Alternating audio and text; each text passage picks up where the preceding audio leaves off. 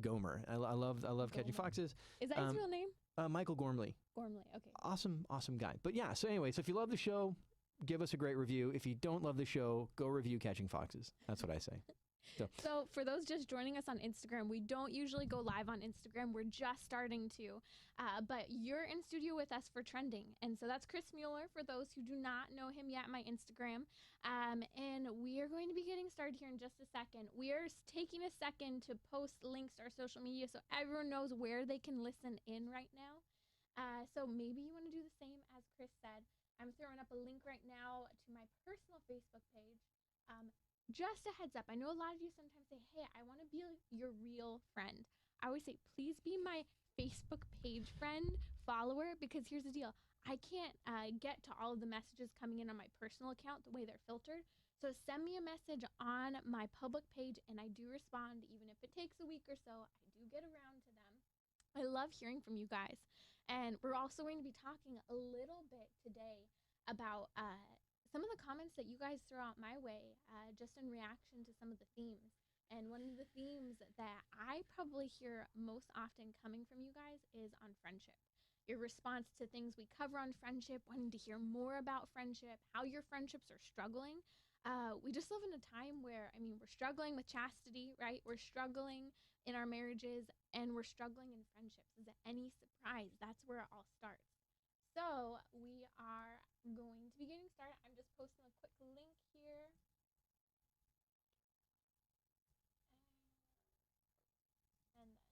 So a little introduction to our team. We've got Matt, who you can't see in the back. You two might be able to see him through the window. He's back there hanging out, working on all of the media tech side, getting comments up on Twitter. He's posting live during Twitter.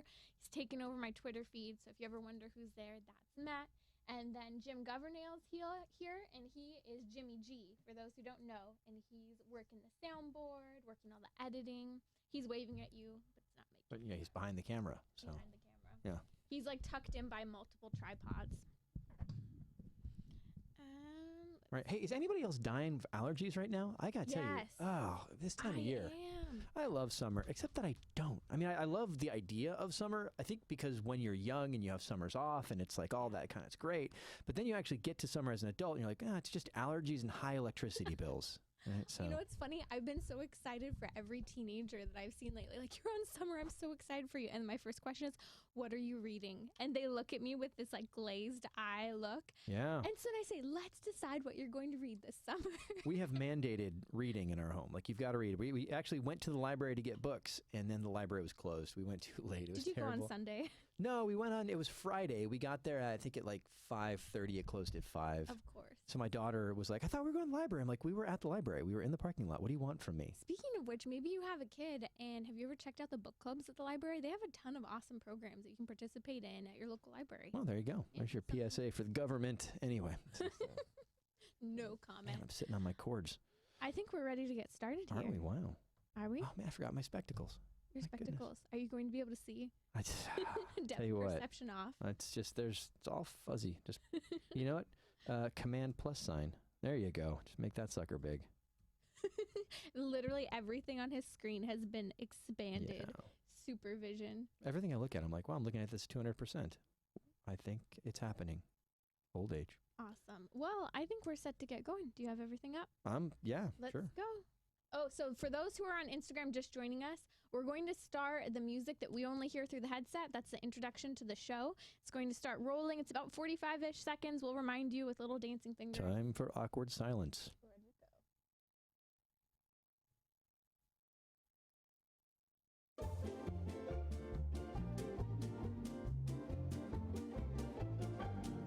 You're listening to Trending with Chris and Timmerie. National speaker Timmerie Millington has been a passionate advocate for life as long as she can remember, helping Gen X through Z answer the call to true feminism and authentic manhood. Chris Mueller is a national speaker, author, father of 6, and is currently making a Catholic TV show for families as he travels speaking to over 10,000 people each year. Between Chris having over 18 years experience in Catholic lay ministry And Timmerie's holding a master's degree in biblical theology. Together, they cover the week's hottest stories from a Catholic worldview. You're listening to Trending with Chris and Timmerie. Hello, my friends. It is so good to be with all of you guys again. We're talking about a couple really interesting things coming up on the show. Why men don't want to date modern women. Chris, they don't want to date modern women. Yeah, well, I think part of the problem is they're not dating anyone at all. If we're seeing trends, I mean, it's the human species will be extinct soon. It's the end. That's all I'm saying. They're one with their phone, one with their video games, one with their internet pornography, unfortunately. I was being nice there for a second, but it is true. The stimulation is taking place outside of the one-on-one interaction. Yeah, we used to talk about outside of marriage. Now it's just outside of human beings. It's a weird world we live in now. You know, I heard recently they're actually talking about banning sex bots, but child sex bots. I'm thinking that's probably a good thing. You know, sex bots should be off limits too, but at least you have some decency to clean that odd fetish up. Sweet mercy. There's just, the world is weird. I mean, it's a hard thing to, it's funny, if you duck out of like what's happening in the media and what's going on, and then you duck back in, life has gotten so weird. I mean, even if you just go back 10, 15 years, it would be unimaginable what the world would be the way it is right now. It's weird. I mean, the fact that there's child sex bots is a thing, right? Like, that's a thing. Well, and to even think about the differences, I was just talking to my mom the other day. My siblings know nothing of speaking on a phone with a cord attached. I had this discussion with my adolescent often where I'm saying, would you just call a person? Just call them, talk to them. Well, no, nobody likes it and calls out. They text. But the thing is, but humans need interaction. We need to hear the tone of another voice. We need to hear the emotional inflection. It's part of understanding and communication. And this generation isn't getting that at all with their friendships. Boy, just think about all that is assumed, though, within the context of emails and text messaging. Oh, yeah. The tone, you assume the tone. I had a friend who's a little older who would send messages, and she would often highlight all caps and underline a lot of her email. Why are you screaming at me? And I finally said, you need to stop yelling at me in your emails, and especially at different professional relationships you have. I was copied on the email. They're not going to take it so well. Right. You know, it's interesting. I was just listening to something on the development of the male brain, and there's a tendency in adolescence, particularly amongst men, that they interpret neutral as aggressive. Right. And so if they're looking at faces and there's just a neutral face, they will typically interpret that as aggressive. And so you're reading an email that's neutral language, they're going to interpret that more towards the aggressive or to the anger side. And you wonder, okay, well, we see all of these things happening with school shootings and violence and that stuff. How much of this is because we're not teaching adolescents how to properly digest information? Right? They're reading text constantly or seeing Facebook messages or whatever, and they're interpreting this negativity that's not actually there. When you said that they're reading things as neutral, I thought of that typical debate between men and women of, I'm fine. Oh, yeah, exactly. You need to learn the facial expressions and the tone of voice. It's very important. Oh, challenge to all of our listeners, maybe take the opportunity this week to pick up the phone. You know, when someone texts you, maybe you don't respond for a day or two. I know I'm one of those people who I leave it unread for a while until I can actually respond. Otherwise, it goes into the abyss of unreplied. Oh, yeah. Maybe you are someone who's been on the receiving end of that with text messages, but pick up the phone and call them. Even if it's 5 minutes, I bet you that you will make their day and surprise them. It's amazing how much you can get done on a phone call. Right. A phone call can finish whatever it was you've been emailing back and forth about. A phone call, it's done in like one conversation. Right. And again, like you said before, you get to hear more of what is behind the voice. And I was reading something the other day and was talking about how every conversation usually begins with a question in one direction or the other, and how when you're listening to people and interacting, you have the opportunity to ask more questions to continue the conversation. Right. Or clarification. I mean, there's just all kinds of reasons that's important. So yeah, absolutely. Pick up the phone. Pick up the phone. So let us know. I would love to hear from you guys. Give us a shout out on Twitter, Instagram. I love the Instagram. And just comment saying, hey, I picked up the phone and talked to my mom. I talked to my friend who lives on the other side of the country who I haven't even seen in 2 years. And I realized I also haven't heard their voice since then. Oh, yeah. The people who have become Facebook friends, but used to be actual friends. Call one. So true. Well, getting to some of our stories today, Chris, I actually missed this a couple weeks ago in the news. That is, the Miss America contest is changing things up a little bit, and I'm hearing excitement and not so much excitement on both sides. Yeah, don't care. I mean, I've been trying to come up with a take for this, but I don't know why this exists. Why is there Miss America pageants? Why is there Miss USA?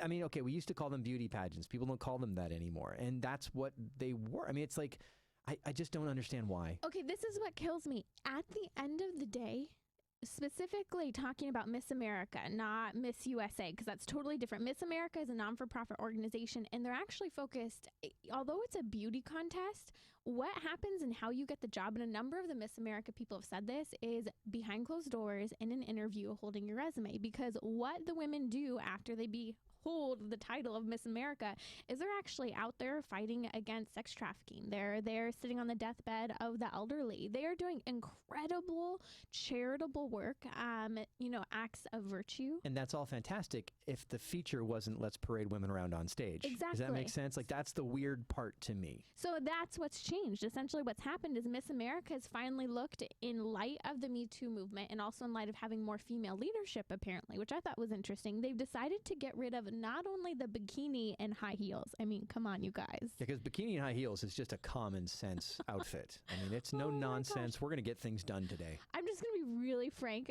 Half of those ladies, I ended up looking up a picture of like last year's Miss America contest, the last historic supposed bathing suit competition. They're all sucking it in. And I just think how uncomfortable. You're standing up there in these little high heels and you're sucking in your belly. And I think there was maybe one woman who looked comfortable up there and didn't look like she was having to stuck in her abdomen. How can you be comfortable up there in your high heels and bikini as you're supposed to walk around, and it's not about looks. But it's empowering, Chris. Oh, absolutely. No one's more empowered than when you're up there in yarn and heels, Yeah.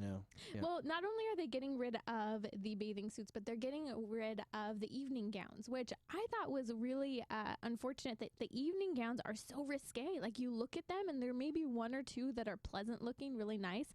Otherwise, it is just a major cleavage shot and I think getting a little too close to your navel. I don't know if I've ever seen a Miss America pageant. So it's really hard for me.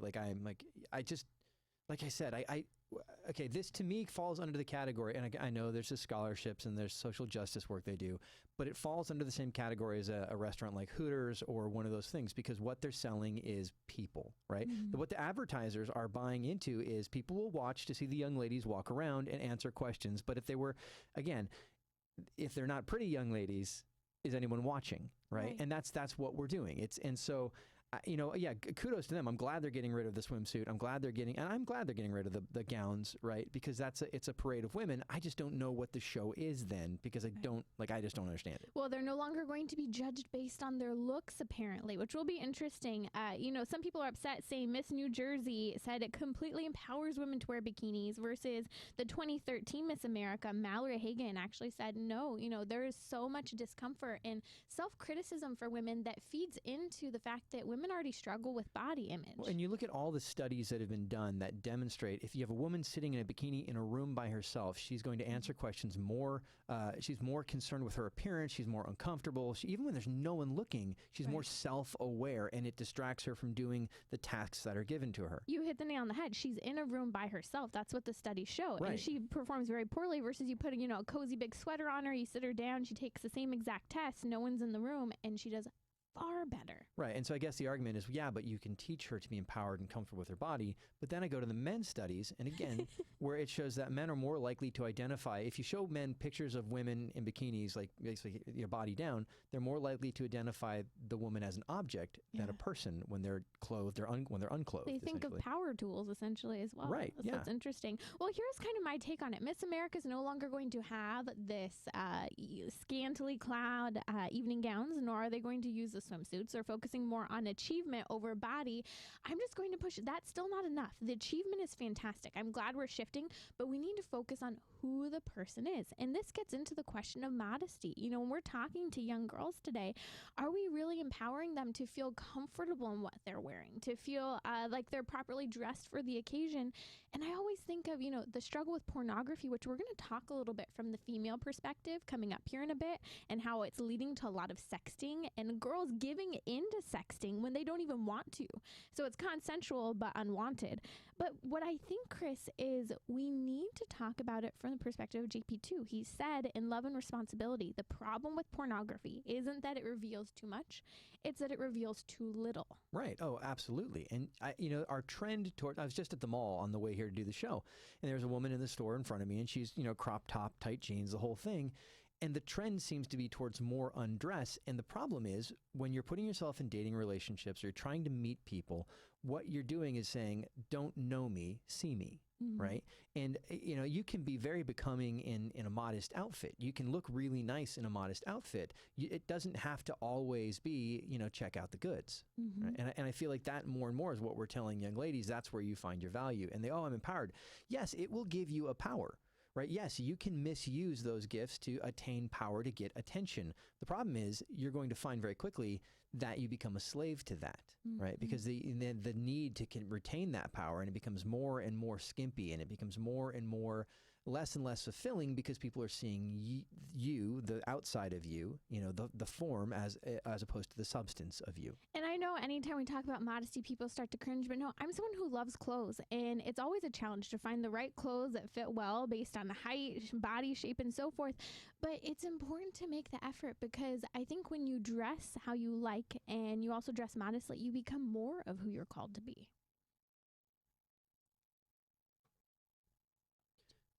I'm going to fix this camera real quick. Okay. Just, go for it.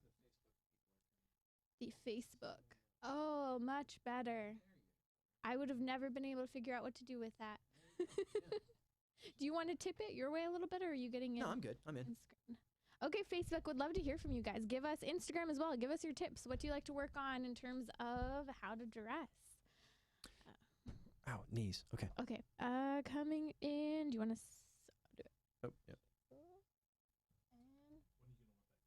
Oh, yes, we have a clip. Burden placed on women in chastity. It's going to be for segment 4. So we have the clip for segment 4. I pulled out the clip from that video where they're reading about the telegram that was sent from back in the 40s or 50s. Oh, I didn't even see the clip, so that's fine. Okay, yeah, you'll be surprised. Yeah. You're listening to Trending with Chris and Timmerie, where morality and culture meet, offering an eternal perspective on today's hottest topics. Wrapping up the thoughts here on the Miss America contest and how they're eliminating the bikini and how they're eliminating the evening gown, judging based on achievement rather than body. Practical moments, remember with modesty, whether you're teaching your kids or yourself, dress to the occasion. Where are you going? Is it appropriate to wear what you're wearing to the beach, to wear to mass? I'm going to say this. America looks pretty bad right now. Oh my gosh. Okay, I feel like we've gone back to the 90s with, the really ugly baggy pants and, the quarter tops, basically. Like, my mom would never let me show my midriff. Well, and it's because there is no sense of dressing to occasion. Every outfit is for every occasion. And so I think we all kind of look like slobs, right? And it sounds so silly, but like you go to an amusement park at Disneyland or at Disney World and you're paying an outrageous amount of money, and you see people walking around in dirty t-shirts, and it's kind of like, dude, I just paid a fortune to get my 8 people into this park, right? And then I get here and I'm with your pit stained shirt walking by me. It's come on, man. Like or airplanes. Airplanes used to be you kind of get dressed up for the trip because you're going to be amongst a bunch of different people, and now everybody's in their pajamas, right? And it's just, I don't want to sit next to you in your pajamas. And gosh darn it, no, men, tank tops are not allowed on airplanes. No. Especially if you're going to be sweating. That's so true, though. Let's get back to that. It used to be that flying was a momentous occasion, and you would dress up. Part of it is because they thought they might die as well, but I mean, it was a momentous occasion. You still could. I just think there's something about dressing in a way that is appropriate to where you are, and that gives respect to what's happening. And again, flying, I get wanting to be comfortable on an airline. I get it, right? But again, going out with your family, you want to look nice because you're going to have pictures that you're going to take, right? And I think for some reason, sometimes this makes more sense to guys than it does to women. I remember I was speaking last fall at an event, and there were a bunch of middle school kids, and it just dawned on me. I had a really nice outfit on, but I was wearing shorts at home. I changed to dress up to go and speak, right? And I said, I just want to hear from the guys for a second. Here's what I was wearing before, and I told them, I said, look very nice. Would it be appropriate for me to wear it here? and why. And across the board, the boys, all of them were raising their hand because they're middle school kids, so I want to say something. Oh, yeah. They're sharing, no, it wouldn't be appropriate, and here's why. They basically reasoned out the fact that, well, you're dressing to come and see us. You're coming to a church. You're presenting in front of a lot of people. They'll be looking at you. You're supposed to set a good standard as well. Right, absolutely. It's funny. My wife and I talk about this all the time, but like, when do I get to start wearing dad clothes? Right, because it used to be you got to be a dad, you're in your 40s, and you had a uniform. It was like Dockers and a polo, and that's sweater vest. Yeah, absolutely. Sweater right? vest, Chris. And now it's just not there. Those lines of it's not as clear, and so moms dress like teenage girls. Dads, I'm sitting here in a t-shirt, so I can't really talk. I was going to say you've got your Flash t-shirt essentially. Right? Yeah, on. exactly. But and so that we've lost those sort of boundaries between childhood and adolescence, the clear boundaries that we used to have just by dress code, right? Mm-hmm. And then you wonder, well, why are we seeing the issues we're seeing in schools, where you've got teachers in illicit relationship with students? Because teachers dress like students now. Yeah. Right. And so, when your teacher wore a tie or like a kind of a business sort of outfit, it was clear that they were an authority figure. Mm-hmm. They were in a different position than a student who was dressed like a student. Where have all the ties gone? Oh, I don't know.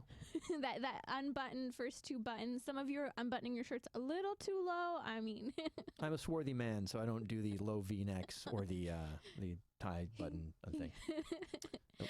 But, coming back to this, I want to focus a little bit on what's happening for women, because there's a lot of pressure as we talk a lot about about pornography. We're not talking enough about sexting. And I'll just tell a funny kind of sad story at the same time here. So I grew up in a small mountain community, and I remember this girl decided she really wanted the attention of one of the guys. He wasn't giving it to her. Well, finally she sends a nude picture to this young man. Well, it ends up being, you guys, and this is real. This happens all the time. I hear your stories when you contact me about past mistakes that, a lot of people have made. You're not alone.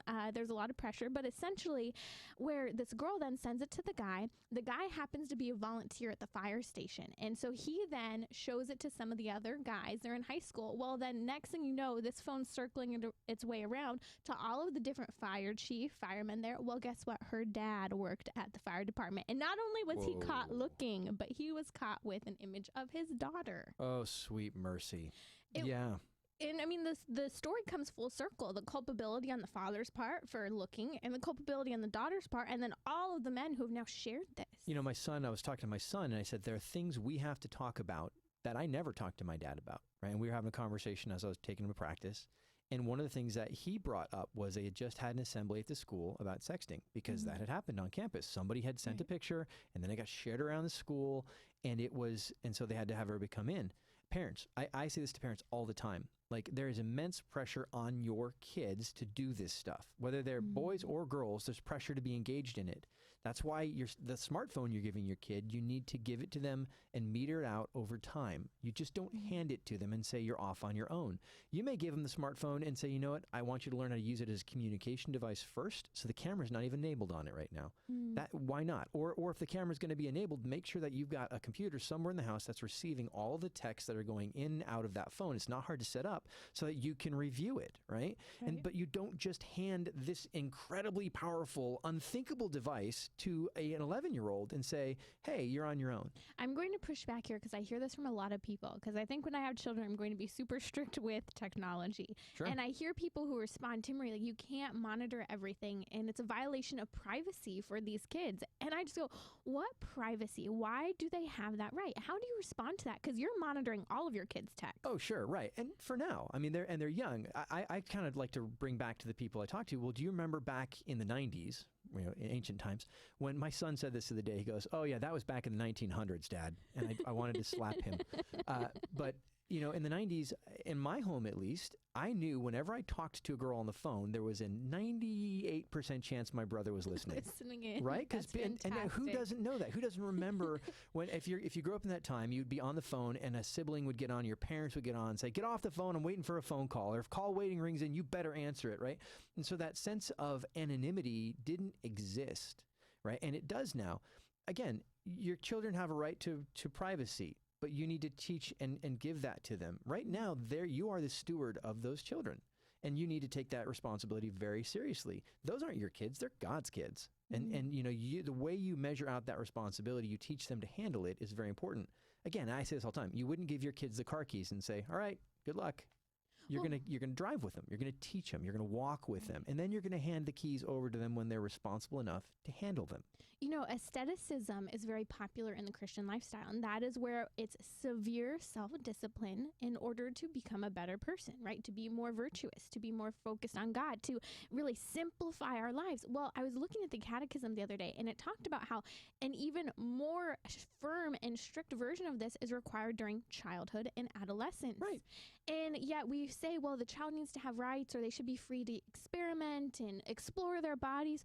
Well, that goes exactly against the Christian mindset. Well, and it doesn't make any sense with the way we know the brain develops either, right? Until you're 25, 27, you're ruled by the passion center of your brain. You don't think of long-term consequences. And so discipline comes in to keep you safe.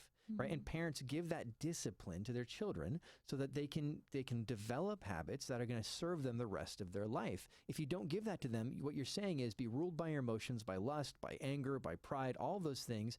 That just doesn't make sense. You know, I keep thinking about old school flirting and the lack of privacy that you had when you had that cord and anyone could be listening in. Yeah. Remember when you had the cordless phone? I mean, that was exciting. When it's like you could never find it. Well, and then there were also like 5 of them, so then anyone could be listening in any room. Yeah. But there was anonymity in the sense that we still had private phone numbers. And so you could call people. And I remember, you know, as a kid, things that I don't think kids enjoy today to the same extent, calling that person you like and just sitting there quiet, or prank calling them. Yeah. Oh yeah. Just being on the phone for 2 hours or 2-3 hours just on the phone, you know, again, and now kids will do that. They text in the same thing, but it isn't the same. You know, I'm going to say about the anonymity too, like there's way too much privacy in our lives, and that's a modern thing.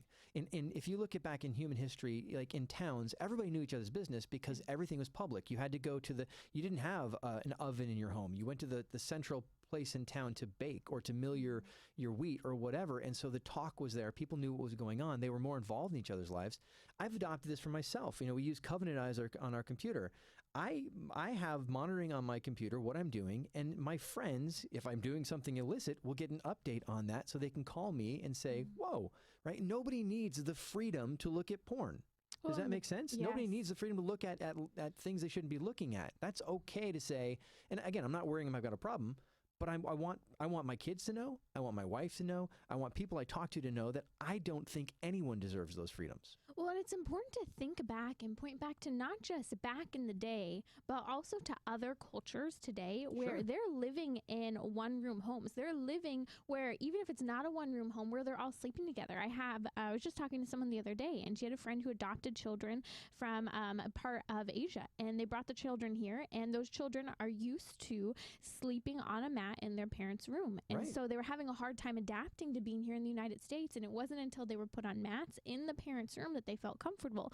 Well, even the marital act, you know, there's a level of exposure that's taking place. I know that's weird to think about from American terms. Super weird. But I mean, if we think about that, many cultures today still live in that one room type of environment. Yeah, you know, it's Francis Chan's book, Crazy Love, talks a little bit about this, that the reality of our Western experience of these, you know, thousands, 2,000, 3,000, 4,000 square foot homes, you may think, well, I'm just middle class. No. You are the richest person in the world compared to someone living in East Asia or in Central America or Africa.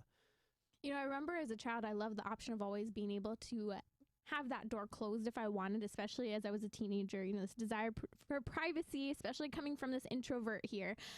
But, you know, I think about it, this idea of not only me time, but of closing everyone out is so problematic, as you're talking about the fact that your computer shouldn't even be private. Right. Absolutely. And again, it's contrary to human. It's contrary to the way we were developed. We were created for community. We were created for love. We were created to be known and to know, right? Mm-hmm. And so, yeah, everybody needs privacy every now and then. Go for a walk, but then you're not blocking off the world. You're opening up your mind to all of those things that are going around you. You're making connections and you're forming yourself. I'm still going to throw it out there. Pick up the phone and call at least one person. Give us a call out. Let us know how that was for you.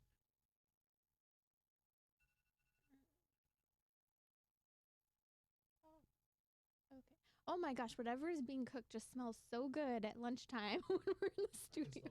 Where is that? Oh, it smells so good. It does smell like Chinese food. What's Matt eating back there? Is it you, Matt? No. Okay. There's something is being. I'm going to mess with one more camera.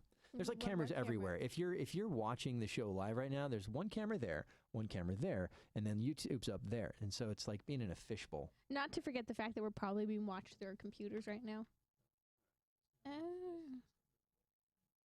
So, funny random story, but I was laying on the ground this weekend, home for Father's Day, and we're just chatting, and I see this black thing coming at me, and this fly just like dive bombs from my eye, and it's open, and I'm trying to get up. I'm like closing my eye on its little wings, and I open it up, and it's still alive. It's coming out. I have never had a fly just nail me so badly. Are we talking like housefly or gnat? Okay, it kind of looked like a mosquito, so then I was freaked out that I shut my eye on a mosquito.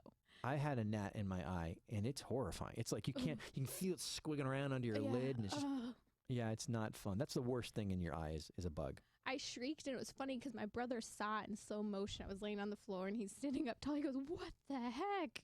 Yeah. Okay, let's come in on our next segment. Let's see. Do we still need to get into sexting a little bit more? Yeah, we didn't really touch it. We kind of tangents. Yep, that's fine. Talk about it. You're listening to Trending with Chris and Timmerie. So one of the things that stood out to me on the whole issue of sexting and pornography is that a vast number of girls are actually willing to participate in sexting. And of the young women who are sexting, 90% of them said it was unwanted consensual sexting. So they responded, they maybe gave that image, however risque it might have been, but it was unwanted and they consented. But again, this idea of unwantedness, Chris. Oh, yeah. It's because they feel like that's just what you do. Yeah. It's because, and I hate that, but there's a normalization of this. And again, pornography plays a huge role in this because it's formed the expectation on the part of young men and on young women of what's normal. Right. And so they've engaged in, again, if you start looking at porn when you're 9 years old or 7 years old and you have a steady diet of that into adolescence, then you think that this is just normal stuff. Mm-hmm. Right? And it's not. And you don't realize the burden that's being placed. And, we can look at this. I look at it from two perspectives for the young woman. On one side, a lot of the young women say that they're trying to avoid conflict. They're trying to, really avoid that conflict. But on the other side, there are women who just want to be seen. Oh, yeah. They feel, it's a tragic thing that you want to be loved. You want someone to want you, right? Mm-hmm. And I'm not saying want you in the physical sense, but like to want you, right? And I think this is how I do it. This is how I get that attention. And unfortunately, it works. It gets attention, but it's not lasting. Well, and so many young women who want to be wanted, they want to be loved, think that they cheapen it, right? They're willing to give away their sexuality, give away their virginity, interact sexually because they think that that's getting them in the direction of what they want. And then the next day, and this is something you hear over and over again, those girls commonly talk about that college dorm room the next day. No one say, "No, I'm so glad I did that last night." A lot of them have a lot of regret, discomfort, uneasiness, worried about who's going to find out. Right. And it's, I hate to, we always say the young women are pressured into it.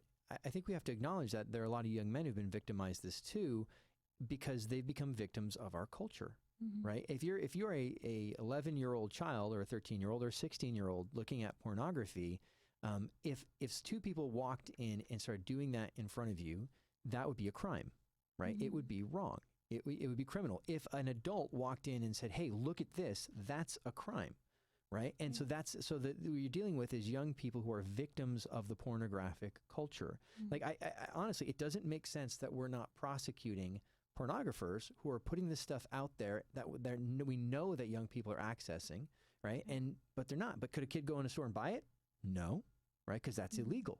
Right? But it's available for 3 seconds on Snapchat or however long you want. Maybe you might be able to take a screenshot. Right. And so here's the thing about like the sexting. Right. Like it's just a normal part of adolescence now, and it shouldn't be. And I'm not saying that's right. And so as parents, again, I hate having to have these conversations with my kids, but I have to.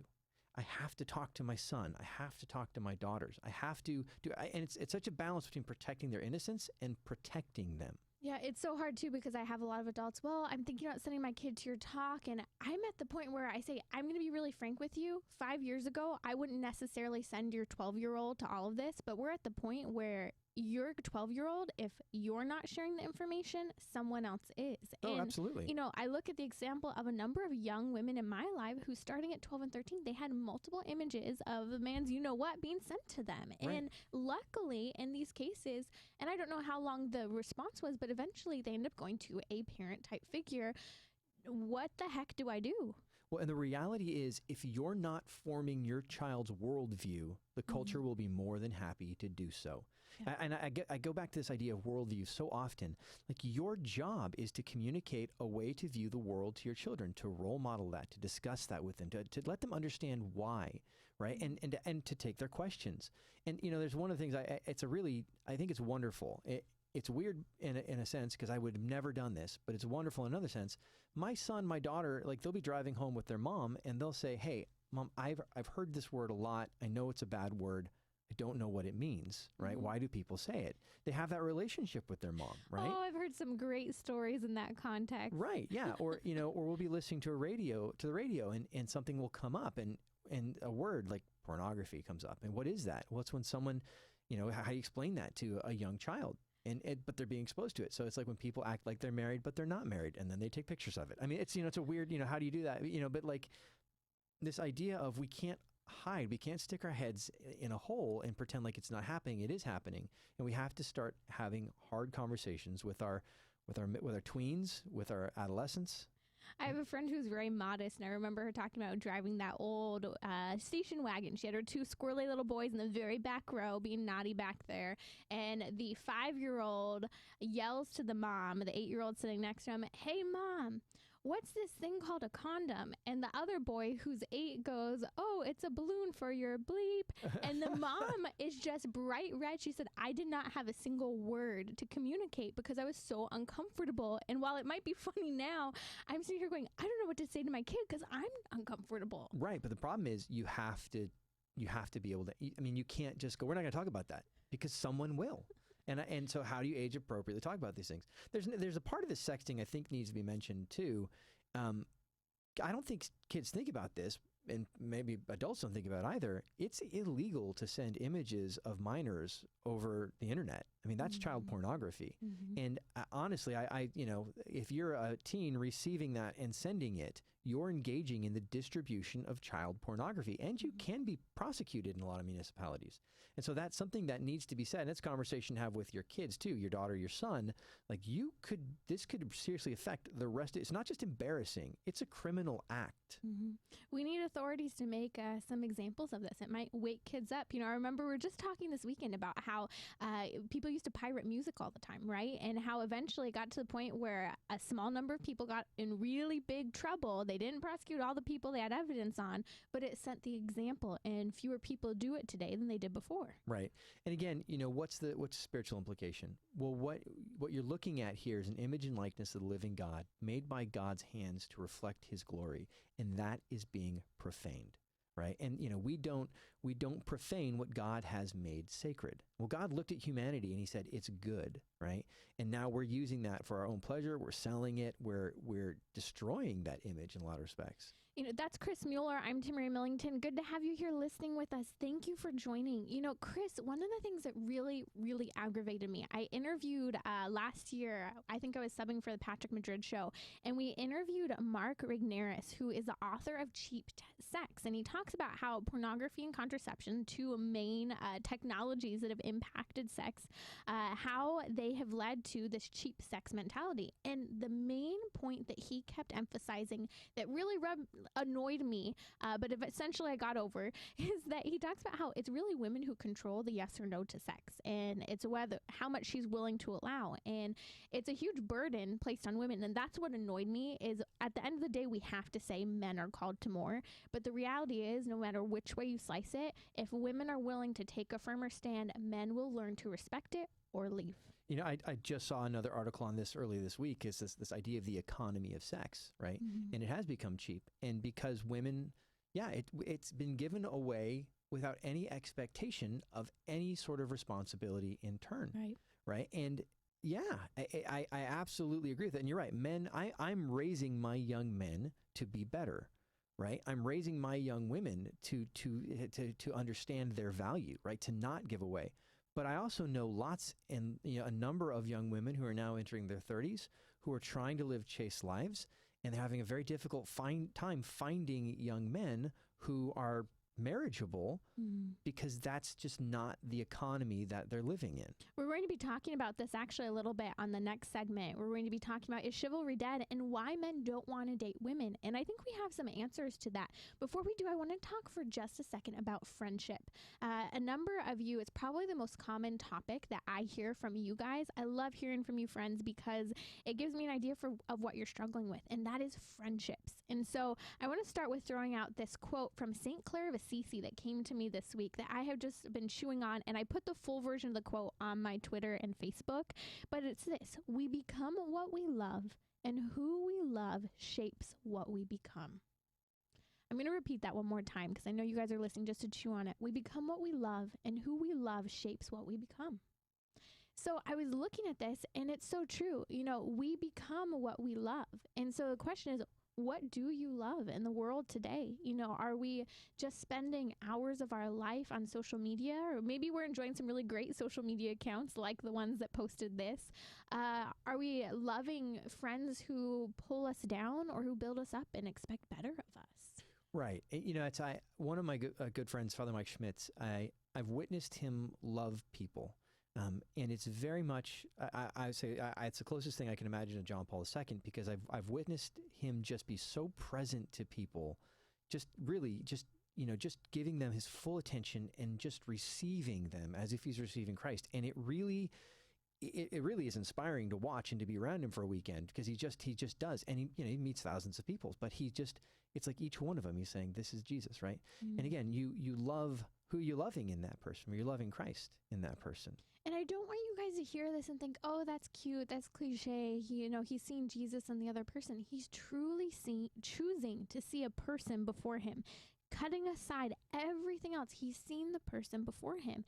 And that selfless love, that willingness to listen is so fundamental, I think, in that development of friendship. Right. Now, there's this idea of we love every person we come in encounter with. We love our friends. We love Christ in them. You love the homeless person. You love Christ in them. Like St. Francis, he saw a leper. He was repulsed by the leper. And then he was so ashamed, he climbed down and he chose to embrace that person, right?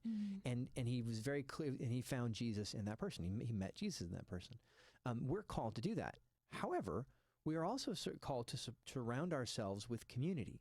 Right? We're also called to surround ourselves with the body of Christ, the church, our family in the church, so that we can lift each other up. Our worldview should not be being formed by the culture we live in, but by the community that we're part of, our churches. And so often we've traded that for the soccer field, or for our activities or our workplaces, or quite frankly for Netflix, right? And so there is that idea of, I'm going to love everybody, and I'm going to go out and I'm going to witness Christ's love to people and try to love Christ in those people. But I also need to surround myself with a band of brothers, people who will lift me up as well. Is that a break? Okay, coming into... Well, I had no idea what the time was there. Segment. I looked at 25, and then I thought to tell you, then I got focused on what you were saying. I know. It's captivating. It's everybody. Captivating. It's tough working with me. It's very challenging. Like this face. I know. This doesn't just happen. It just happened. Okay, we're going to come in. Should we come in with this listener comment, or do you want to hop right into chivalry? We could tie it in together. No, yeah, come in with listener comment. That's fine. Okay. Let's. You're listening to Trending with Chris and Timmerie, where morality and culture meet, offering an eternal perspective on today's hottest topics. I always love hearing from you guys. It's sometimes like receiving letters from a good old friend just on social media. And my friend here, Jim, who listens to the show, was commenting on friendship and how we talk a lot about friendship, and we talk about, making good friendships, people who build you up, but also going out and impacting others. And he talked about, it reminds me of St. Paul in some ways, and the level of development of grace and virtue. But essentially he's talking about how, when you're not as strong as in your faith, you really need to be surrounded by very good people. This comes back to the idea of forming worldview, right? As parents, it's our responsibility to help our children form a worldview, right? And again, as an adult, I want to surround myself by good, holy people, but I should also be reading good, holy books. I should be reading the lives of the saints. I should be reading exhortation. I should be reading things that are forming my mind and my heart and my soul, right? And so that I can go bring that into my relationships. I shouldn't just be kind of sort of consuming what's around me and having, and not consciously choosing how I'm going to be formed. I love that you didn't just reduce it to friendships of people living, but as crazy as that is in the Catholic worldview, but of our deceased brothers and sisters and heroes of the faith. And, I love listening to a lot of the different books, especially from Formed. Maybe your parish subscribes to Formed, but they have a ton of audiobooks and videos. I was just watching a video of St. Felicity Perpetua and their story. Grant, it was a cartoon. I just listened. But just hearing their story, right? And those saints and how it's a reminder that at Mass, during the consecration, during the celebration of the Eucharist, all of the heavenly bodies, both saints and angels, are present with us in those pews at that moment. Yeah, I took a course from Franciscan University, and Dr. Martin was saying how we've fallen into this trap of the tyranny of the living, right? And as a Catholic, we understand that we're part of this much bigger church, right? There are those who are unified with Christ in heaven. There are the souls in purgatory. There's us here, the living. And it seems so silly to think that me, in my modern context, have all of the wisdom gathered unto myself because of the interweb and smartphones, that I've forgotten that, no, other people have walked this human life, walked with Christ, and they've done it in much more heroic ways than I have up to this point. And why would I deny that? Why wouldn't I choose to go to them to seek their friendship? Right. And then to see from them a model for how we should be towards others and some of the expectations we should place on others, because these holy saints had other friends a lot of the time that were also holy saints, and you get to witness their writings and their friendships and the commentary on each other. Right. Now, none of that is to say that we have any, like when I encounter the transsexual individual, right, I should encounter that person with love. I should encounter that person like I've just met Jesus, because I have, right? That's where he's told me I will find him, right? When I encounter the very flamboyant clerk, that person should get nothing from me but the love of Christ. And so while we want to surround ourselves with community, the lives of saints, all those things, again, if I'm not willing to climb off my horse and hug the leper, I've missed the point, right? And Francis gives us such a beautiful model of that. And again, I would say, like, if you're not willing to love the person struggling with same-sex attraction, the person struggling with gender identity, then I don't know that you've got a right or to talk and to speak on these issues, right? Absolutely. Because the voice of the church always comes from love. Right? And Jesus, when he gives us truth, he's not giving us truth from condemnation. He's giving us truth from love. We reject the truth. That's where we find condemnation, right? But the truth comes from love. It doesn't come from condemnation. Well, and people use excuses. Oh, I felt uncomfortable. I didn't know what to say. Well, why don't you start with talking about maybe what you bought or how their day is, or telling them what you're doing? I have the checker Jerry. I'm always sitting here going, okay, what did I do today? It's Sunday. I went to Mass today. And I remember, we probably live radically different lifestyles, but he went, oh, that's so beautiful. Right. That opened up a conversation with someone who probably, I'm going to guess, grew up Catholic and is living a very different lifestyle today. Who knows what seed that might plant? Well, again, man created in the image and likeness of God. What that tells us that in every human being, God wants to reveal something about himself to us. When we encounter any human being, God is revealing something about himself, and it's a unique something, because no two human beings are alike, each one created in the image and likeness of God. Don't forget that. When you encounter someone, even someone who's dealing with different things or whatever it is, God's still being revealed through them. And you don't say, I can't learn anything, or I can't encounter him here. And you may just learn how to love in a sacrificial way, but don't miss the lesson. I think that for me, one of the things that really helped was sidewalk counseling. I started sidewalk counseling when I was in high school. And I remember really making sure that we were prayerful, praying to the Holy Spirit. Good Lord, this woman's about to abort her child. What can I say that really makes a difference? She's hardened by the time she's in front of that abortion clinic, to the point where she's not necessarily even hearing what you're saying. Lord, help me, because my words are not strong enough. Well, maybe you're talking to a friend, a family member, or that checker at the grocery store, and you're going, okay, Lord, Holy Spirit, come. And guardian angel, help me to communicate with this person. And I think we realize a lot of the time that it's A, simpler than we think, and B, we just have to listen. Right. The echo chamber of social media, these algorithms that funnel us toward people who think the same about politics or social issues or all those things, That's all well and good, but we can't forget that the people who are outside of that echo chamber are still people, still beloved of God. God still died for them, right? And God still calls us to bring that love to them, that they might help and receive it. And that's a challenging thing. So I'm saying, yeah, it's a good thing to have friends who have different beliefs, friends who are struggling with different issues than you are. But the other side of that is you need to be very consciously forming your worldview. We just don't go get in the river and swim with it. We have to take up a place and gain the strength to swim against it. Mm-hmm, absolutely. I want to shift gears here. There was this piece that came out recently. I was looking at how men don't want to date modern women. And with that, the question was, is chivalry dead? Well, there was this clip that came out on Fox News. Suzanne Vanker was a guest, and she was writing about the topic of chivalry and how, well, is it harmful for men and women? That was kind of some of the response. I want to play this clip here of Suzanne Vanker when she's being interviewed about a telegram that a friend of hers had found from some deceased family members. Suzanne, you wrote this op-ed. Wendy, I know you've read it. I've read it. And you compare a telegram that was sent to a woman right before she got married to a Facebook video.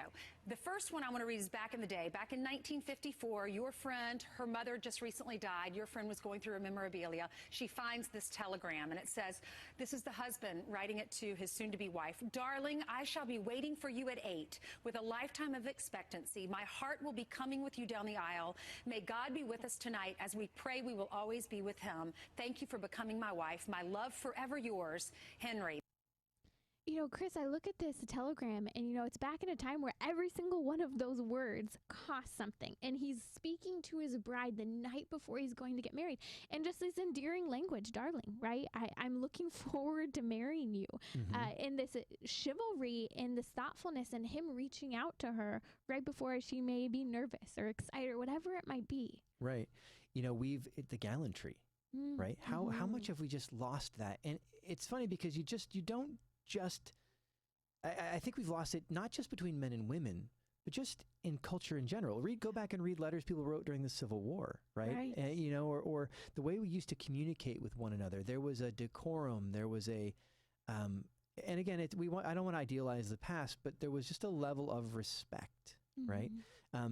And we've lost it. And even that deep level of affection between friends, especially young girls, this deep affection. Today, I think people are afraid to be too close because of how they might be perceived. Oh, sure. But that affection and that delight in the friendship is a good thing. And you shouldn't be afraid of what people might think, as people are thinking all kinds of stupid things today. Oh, absolutely. I've mentioned before, I love Sherlock Holmes, and I tend to read through them often. But to see the love between Holmes and Watson, you know what I mean? And it is such a filial affection, right? They're brothers. They love each other, and in their imperfections, they get angry, they argue, but then they come back and there's just this just unabashed affection for one another. And that example is so ironic because in the BBC version, the affection, the relationship's so close, but they'll make comments and jokes about people thinking that they're gay because they're so absolutely, close. Absolutely. Yeah. So what? You have to come back. So what? That's not who we are. That's not what we live. And, I think that you really talking about the fact that chivalry, gallantry needs to enter into all of our friendships, because how will they be within our male-female friendships if we don't have them there? Oh, and again, look at your scriptural examples, the way that God talks about his beloved, right? And just the passion of that. And again, I think part of this is we've become less literary in a sense. So we don't speak, we don't read, we don't think those ways, right? And so for me to come out to my wife and to write a letter like this, it would just be weird, right? Because it's just not the way people think or speak anymore. But we've allowed that to happen. This is kind of a funny story. I remember I was finishing a college course and it was the end of the quarter and I was leaving and one of the professors was saying, "Have a great vacation, Timmerie. We'll see you when you come back." And I said, "I shall. Thank you."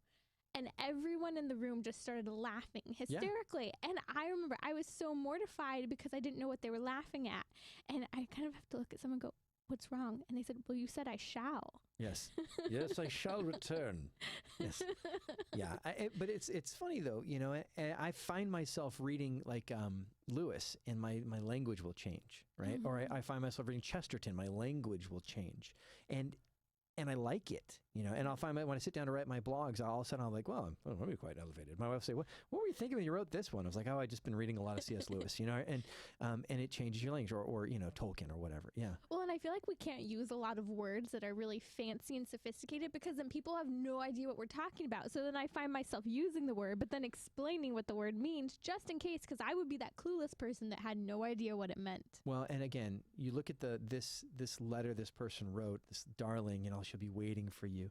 And then you contrast that to modern music, right, where everything is relegated to sex, and it's all very graphic. It's all very, and again, these people probably had very, very warm feeling towards one another in a sexual way too, but they express it in very genteel terms, right? In a sense, it's like by keeping things covered, they become more enriched. Absolutely. Well, when we talk about, so men don't want to date modern women. Men want to date women who appreciate chivalry. And women, guess what, guys? We are looking for men who are chivalrous. Oh, absolutely. And so, guys, don't be afraid to really honor and cherish the women in your life. Don't be afraid to be that example of that shining knight. Awesome. Well, it has been grand. Facebook, YouTube, Instagram. What words can you use? Grand. Let's see. Swell? Swell. Not really. I feel like that's cheapening it as well. You guys have a great rest of your day, because in about 5-10 minutes or so, we will be back live with the next episode of Trending. We're going to be talking about third-party reproduction, among other things. Take care. Praying for you guys.